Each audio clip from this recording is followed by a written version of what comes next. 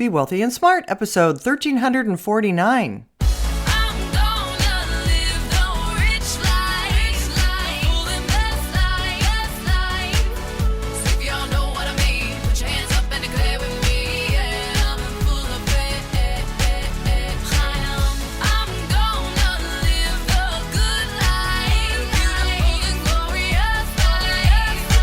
Step into a world of wealth and financial freedom without budgets, boredom, or bosses on Be Wealthy and Smart.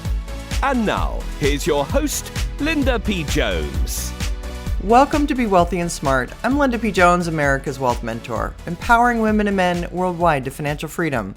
On today's show, we're going to talk about the stock market sentiment being the lowest in 6 months. And what does that mean for the Fed looking at this information, and how does it impact potential interest rate cuts? Last week, the University of Michigan's Consumer Sentiment Index dropped. The preliminary May reading came in at 67.4, well below the Dow Jones estimate of 76 and under the 77.2 expected reading in April. According to Surveys of Consumers Director Joanne Su, she said this 10 index point decline is statistically significant and brings sentiment to its lowest reading in about 6 months. While consumers had been reserving judgment for the past few months, they now perceive negative developments on a number of dimensions.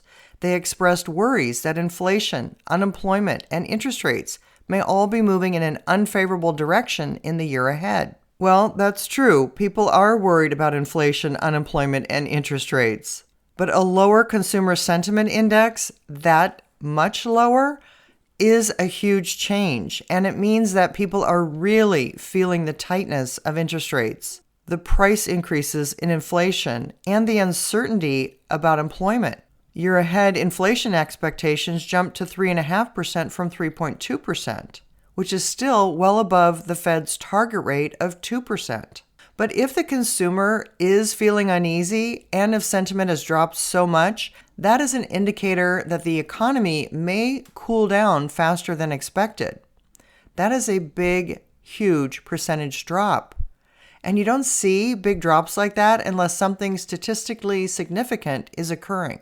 The Fed's response, at least by one regional president, Neil Kashkari of Minneapolis and Austin Goolsbee of Chicago, said they're taking a patient approach to monetary policy and they're weighing surprisingly strong inflation data this year. Kashkari said, "I'm in a wait-and-see mode. Let's get a lot more data to see if this inflation is going to continue or if it's stalling.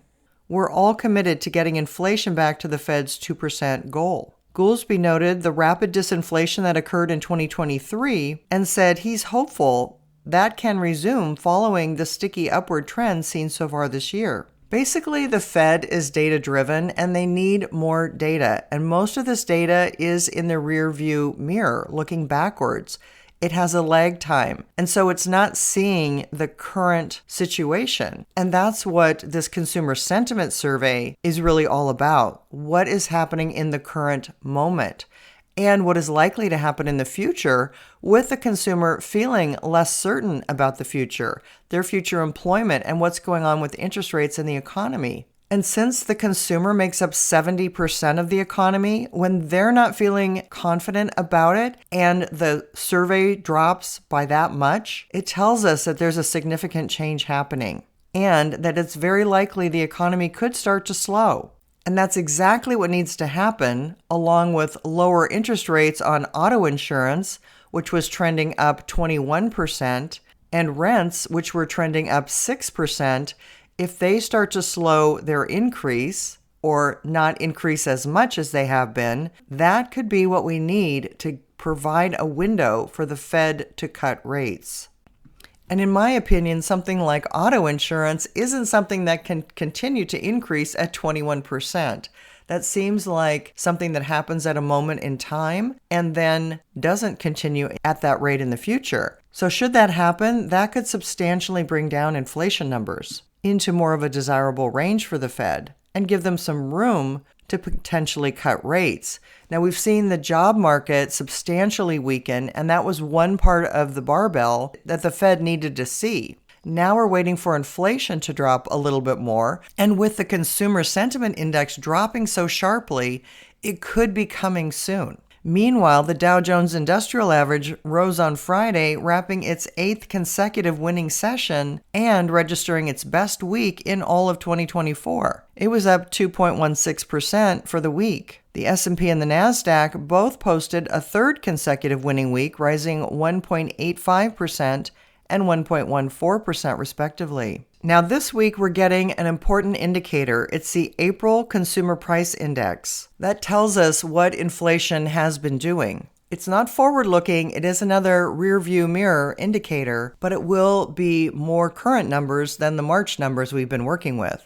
So everybody will be watching closely to see how those April inflation numbers come in. What's interesting is that individual investors are now neutral on stocks, more neutral than they were 8 months ago. Individual investors are neither bullish nor bearish about the outlook for stocks over the coming 6 months. 8 months ago, 29% were neutral. Today, 35.4% of individual investors are neutral about the future direction of the stock market.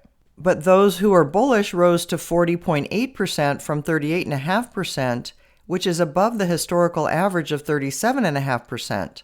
So more people are bullish right now, which is actually a bearish indicator. We always look to the opposite of what the crowd thinks is going to happen to be what actually will happen. The bearish sentiment was down to 23.8%, and it had been as high as 32.5% last week. And the historical average for bears is 31%. And this was the first time in 4 weeks that pessimism was below its historical average. When fewer people are pessimistic, that's not a good sign. You want most people to be pessimistic. That gives us room for the opposite to happen. So we'll be watching for that big consumer price index number this week to get a more recent handle on what inflation is really doing. But in the meantime, the consumer seems much less confident about the future, and that could be the most important indicator of all.